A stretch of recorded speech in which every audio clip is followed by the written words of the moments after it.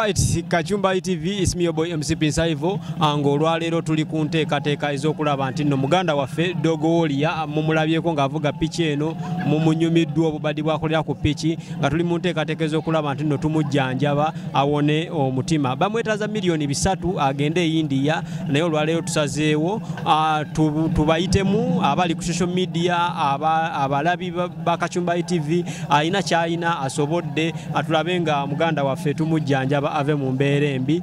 Ku milioni 3 ayinawo milioni 3, so gwe wenna ali eyo agenda okutegeera story eno yafuna atya obulwadde bw'omutima nga yabufunira ku piki eno era bwajja butya agenda ogiraba. Nkwegayiridde baako kyokola tutaase omusajja waffe ono Dogowolia. Dogowolia oli bulungi?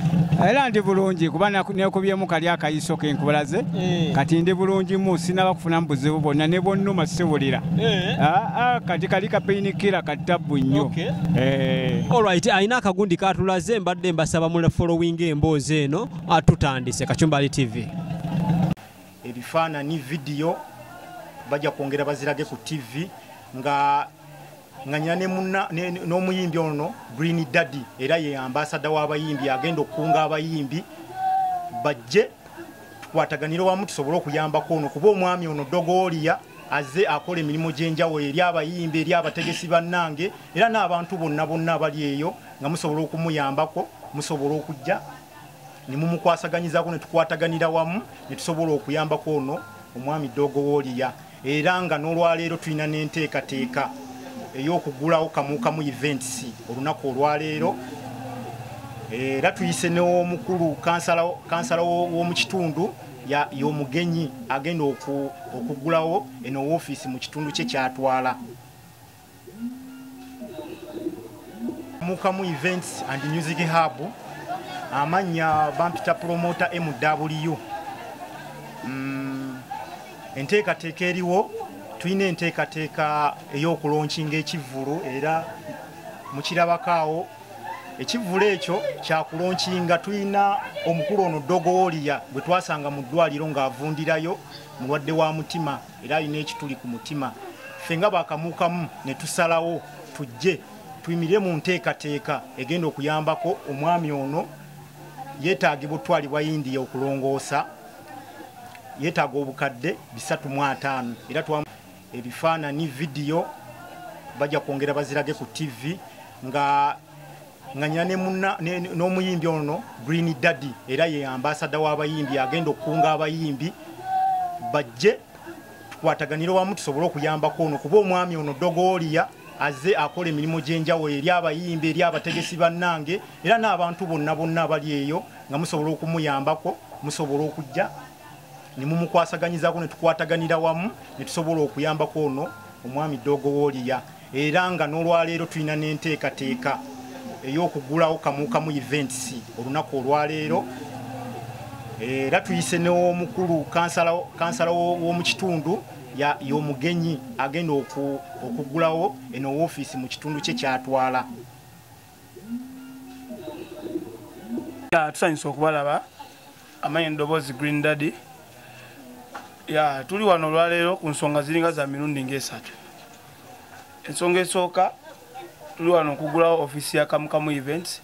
Kamukamu Events y'emu ku company ezibadde events company ezisinga okuwa Green Daddy emirimu. Era ne tuwa gye mbaddemu yonna gye mbaddemu mulimba ngo nansana natuwa be bagitegeeka tuwa eyo.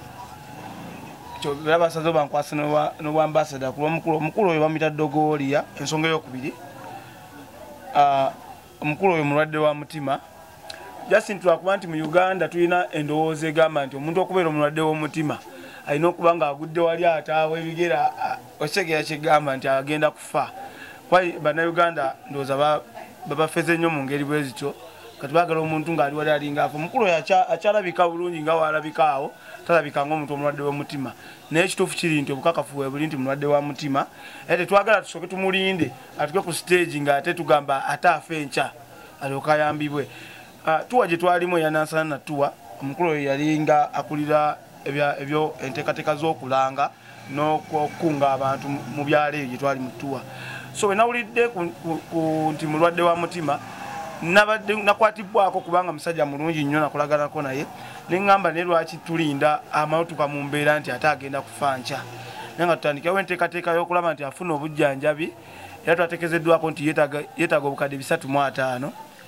nze nga nze nensitukiramu nziye njiwomemu omutwe enteekateeka eyo tetugenda kugenda nga tugenda nti njukunju tubasaba ssente. nze omulimu gwe mmanyi ndi muyimbi tugenda kuba tujja mu bitundu ebyenjawulo era nga tutandikire ku PTC wa Mitanda tugenda kujja mu bitundu ebyenjawulo nga tubategeeza nti bannaye tufune eddogooli obuyambi naye ate mugenda sasula akasente mubeere entertained n'abayimbi bangi era ndi wano okukunga abayimbi abalala bannayuganda bonna ng'omanyi ddogooli era oba tomumanyi nenga olina omutima omusaasizi omuyambi kuba mu bayimbi ekyo tukiina tukwatire wamu omusajja ono tumuyambe nga tanatuuka ku stage tujja kuddawo niba temumuyambye tubagamba omusajja tuse ku stage embi ate munaleke musitukiremu mujje mugambe nti mwagala kuyamba tumuyambe kati ng'obudde bukyali muganda waffe naye afuna obulamu obweyagaza ngaffe bwe tuli yamaani. Ogenda kikola otya nga gwe omuyimbi okumatiza bayimbi banno twaddogoolya ye kennyini era mukwano gw'abayimbi. Omukisa gwenfunye nti omuntu gwe tuli mu kunoonyeza obuyambi mukwano gw'abayimbi ate tuyise mu entertainment tugenda kukola nga shows abayimbi nga mujja ne mutuyambako kubanga entertainment basasula abayimbi akasente kangi okujja ku bivulu kati ku luno ne tuba nga abayimbi ate baweewayo akasente katonotono oba n'obutaweewayo okusinziira ku ngeri gy'abalowoozaamu okuyamba ne tugenda tutegeka ebivulu ebyenjawulo akasente akavaamu nga tukuŋŋaanya paka bwe kanaweera akasente akagenda okujjanjaba muganda waffe Dogoolya. Mugenda kukola ebivulu bimeka okufuna miliyoni 350 kubina ebivulu bisala ensangi zino era gwe omutima lwaki mbonna gwe yasitukiddemu? Nga bwegambye tuwa yange yakaggwa ndowooza wakayita omwezi gumu nga tuwa eyeewedde nina bye nafunamu mu tuwa eyo nange ndowooza nange nsobola okubaako ne kyenkola okubaako kyennyamba ku muganda wange nga gwe twali naye mu tuwa kuba tuwa yali nansana na tuwa naye muganda wange oyo y'omu ku bategese abaali bagitegese era abagenda mu byalo eyo n'amalayo ebbanga nga omanya embeera y'ebyalo mu kuteeka ebivulu ng'asula eyo basiiba bakola nengera tuwa n'ebeera successful tugitambuza bulungi kyokulaba nze gwe olabeera wano atudde akulembedde abagenda okukola ki okumukwatirako okumuyamba okuba nga ajjanjaba. Komedian Bugingo yavaayo n'atangaza ensonga ze nga naye ali mu mbeera y'emu kyekisawo kye kimu kye tulimu nakati tayambibwangako naye saawa eno bakugamba nti omukulu afudde abayimbi musooka nayo mwanguwa nnyo ogenda mumatiza otya abantu bano nti omukulu nayimbi kakati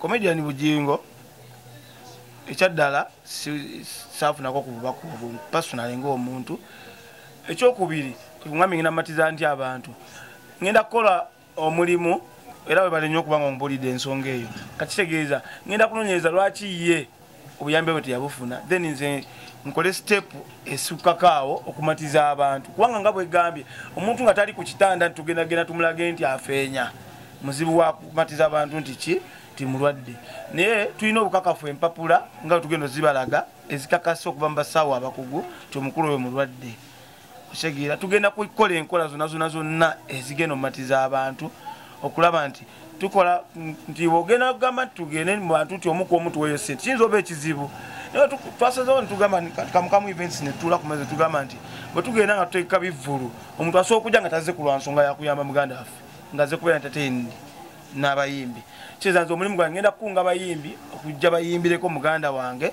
mu bivulu ebyo byokuba nga afuna esente ezigenda okufuna obujjanjabi ndowooza enjawulo ogifunye. Bayimbi ki bogenda okukolagana nabo bagwa bagenda osooka okwanguyira bolowooza? Abayimbi mikwano gyange nga Palaso, abayimbi mikwano gyange nga Eddie Kenzo, abayimbi mikwano gyange nga King Saha, mikwano gyange nga Gravity Omutujju, nga Henry Mwanje, osegira bayimbi bendowooza okutandikirako okukunga kubanga n'ekirala mutu eyo twanyumyamu emboozi ne muganda wange ono nga tulina Henry Mwanje ensonga nyingi nezindeetera okubanga nayimiridde mu nsonga eno twanyumyamu emboozi ekiro nga sheewedde nga twogera ku bantu era ku nsonga ze zimu ng'ali mukumbuliramu nga abantu abamu yali asuubira okuba nga bamuyamba bazze atambula nabo batamuyambye emboozi eyo twava mu ttuwa netugenda mu studio n'Henry Mwanje nga tugatta naffe n'ebintu etuyiseemu n'abantu netuyiyayo akayimba tekakwata ku mboozi ya mukulu nekagattiramu emboozi yatunyumiza kukwatagana ku bantu akayimba bakayita tubamanyi era kafulumye ne video yafulumye kati wenkwata ensonga twafuna oluyimba mu mboozi gyetwanyumya bunyumya naye ndaba nga kinkwatako nnyo okubanga nsoositukiramu okujja so okuba nga tumuyamba muganda waffe. Pitibwa Ngobi Joseph naye erinnya lyo nalyejjako olw'embeera zendimu netuma Dogooli era abasinga lyerinnya lye bamanyi. Naye nafuna obuzibu mu bulwadde buno mu bulamu bwange, nalwala omutima.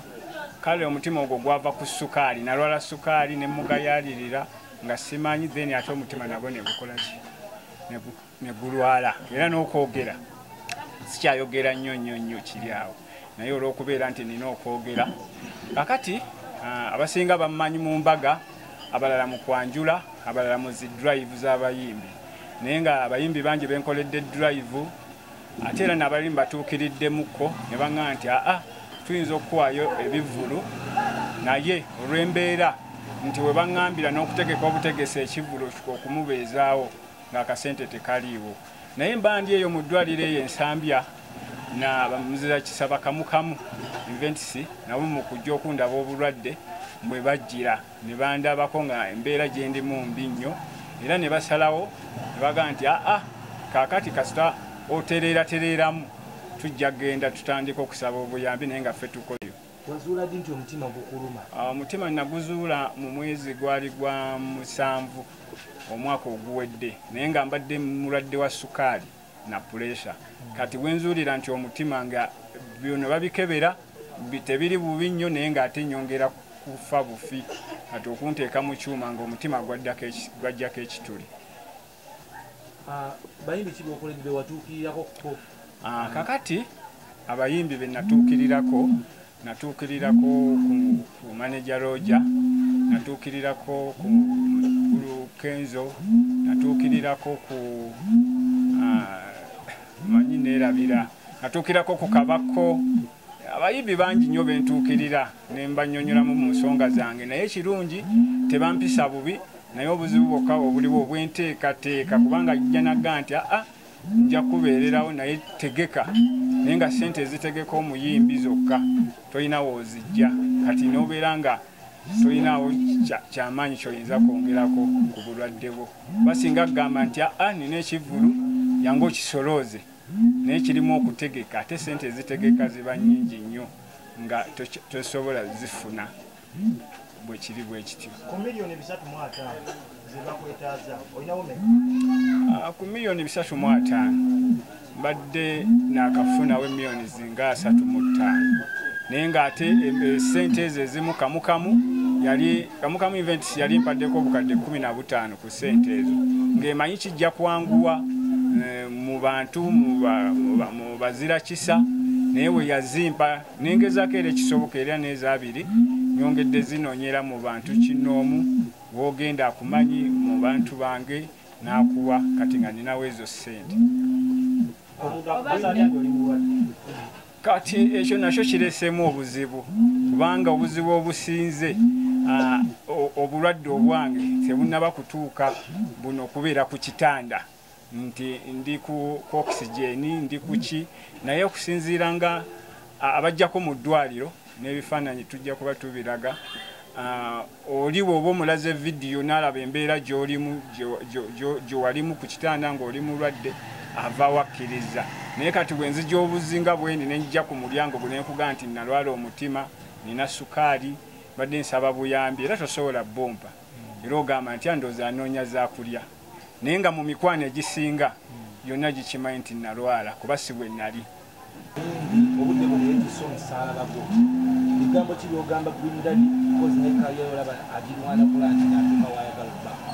Kati essaawa eno obulwadde omanyi we bukuluma ennyo, waliwo ebintu by'otandika okugira. Kati nze Green Daddy essaawa eno kusinziira we twaliko mutuwa ne munnyonnyolamu ebizibu byange byonna, era kyamukisa mulungi akubyemu n'akayimba kyennina mukwasa Allah yekka amusobozese ku kino kyatandise omugugu gwe yeetisse, kyokka kumuwa ssaala Mukama amuyambe akimalirize, nange ne wennaaba ndi eyo nga Mukama akkiriza ne ŋŋenda ne mpona, era ssaala ndowooza buli kufukamira nja kuba nsaba kaliyaye naye nga bweri eyongere kibeere kyakulabirako. Abasawo bakugamba ki bw'oba okola operation obulamu bugenda kudda kuba ebikuluma bingi? Abasawo baŋŋamba kati nina sukaali nina n'omutima, naye nina eddagala bw'oba olimize bulungi osobola okukontrolinga n'obeerawo. Naye kino eky'omutima kye kireese obuzibu ennyo kuba ekiro okussa kuba kuzibu nnyo oba tokola ki oba tossa. Era nina eddagala lye neekuba ndowooza buli kiro. Kati abasawo bo kye bagamba nti okyasobola okubeerawo naye nga embeera gy'olimu osobola okugenda e Kenya waliwo akuuma ab'omutima ke babateekamu.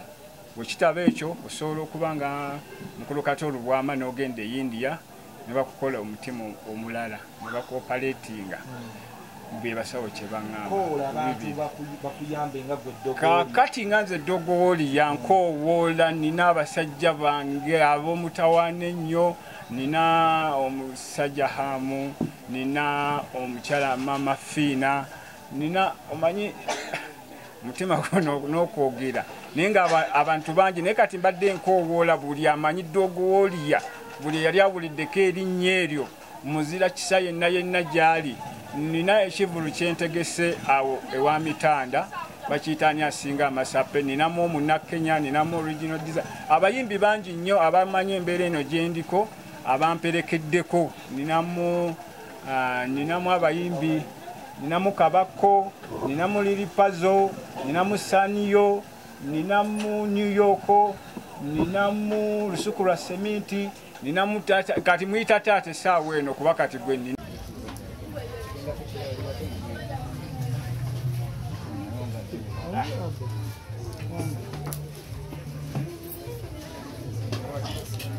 Bayinza nakujja nga bakusitudde okuzza mu nju naye nga embeera bwetyo gyempitamu bweri bwetyo. Embeera gy'oyitamu mbi nga tumaliriza famire yo eri ku kiyo. Kakati famire naye abaana bo bayita mu mbeera ki? Ninayo famire njirina naye abaana bato nnyo tebamanyi nnyo kiri awo kuba omukola emyaka nga 10 naye tebamanyi nnyo kiri awo kuba bo we bakulaba bo tebamanyi nti otuuse nakufa. Bo baba bagamba bibaagala, baba bagamba nga tuze ku ssomero, lwaki ffe batugoba abalala nga kuba embeera teyali bwetyo.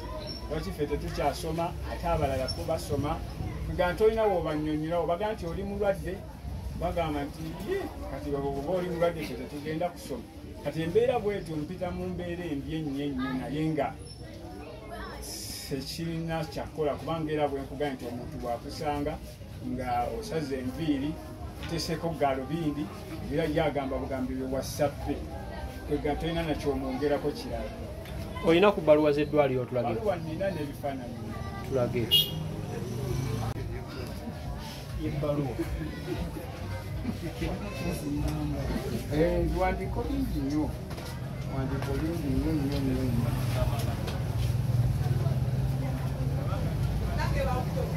Ebimu bitasigalayo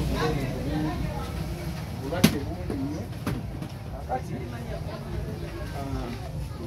tuuka n'eno sikaani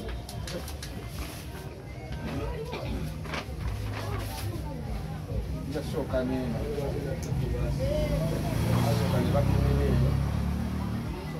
eyo tebalina kye bazuulamu saidi ya mbiriizi nga bagamba oba engeri gy'evuga piki eno empanvu okuliko ekizibu kyonna. Leeyi netwadda kuno ati simanyi naye nze bakinyonnyola bunnyonnyozi mulimu buno obuntu buno webuti buno baŋŋamba ekyo kituli kino bwe kiti nga bakubye wano mu mawuggwe n'omutima nga bwe mugulaba egamba babinnyonnyola wali ebi kati nze essaawa eno kwega sibyawula naye nga kyemmanyi mu kubinnyonnyola nabitegeererawo nga bamaze obbiŋŋamba kyebitegeeza obumuku obwo obukakafu kati ezisigadde mabaluwa naddagala lyenkozesaako for emergency. Then ninamu ne kano akuuma kati akuuma kano n'empisa eno akuuma kano ebimu ku ddagala lyenkozesa erikyambeeza okko nondaba ku piki kati eno y'empiso yaako kati bwenkeekuba kuba banjigiriza wenkakuba omubiri gwonna gufa nga ne bwonsuna sirina kyenkola kimpulira kati awo mba nsobola okukwata piki naye bwe kamala okunzigwamu wava obuzibu awo wokka nga sikyasobola wadde kugamba naye nga nkikozesa lwange kuba tebakanzikiriza naye olw'embeera nti sirina kyakulya sisobola kubeera bubeezi awo nkakozesa for emergency emanfunye akalimu k'embaga neŋŋenda oba ka drive nemmala n'enzira naye nyinza ate okumala nga wiiki nga simanyi biri ku nsi naye ekyo kyonna nkikola lwa mbeera nti tewali kyakikolera. Olusapozi ligenda dendi baali bampadde emyezi 6 okuva we nalwalira kati kwakayita emyezi 6 ne giyitako kubanga baŋŋamba mu gwa 7 baŋŋamba ekyaleeta obuzibu nti omutima engeri gye nalina ebirwadde ebingi nalinga mmanyi nti ebirwadde ebinnuma bya sukaali na puresha nga omutima tebagukebera kati bagenda okuzuula nga sukaali ali wansi ne puresha nga naye ekendedde naye nga lwaki okussa kisaasobola akati awo kwekuŋŋaatidde ne tukebere ku mawuggwe n'omutima kati engeri gyembuga piki eyo baŋŋamba nti piki eyo naye yanviirako obuzibu olw'okuba nakolanga nnyo bwenti emikono mukukola bwenti emikono engeri gyerina emikono emiwanvu ng'omusayi tegwambuka bulungi eno ne gudda mu ki nga gulwanagana mu mutima awo kuvaako okwabya akatuli tebaŋŋamba kesitasobola kukola ki kulaba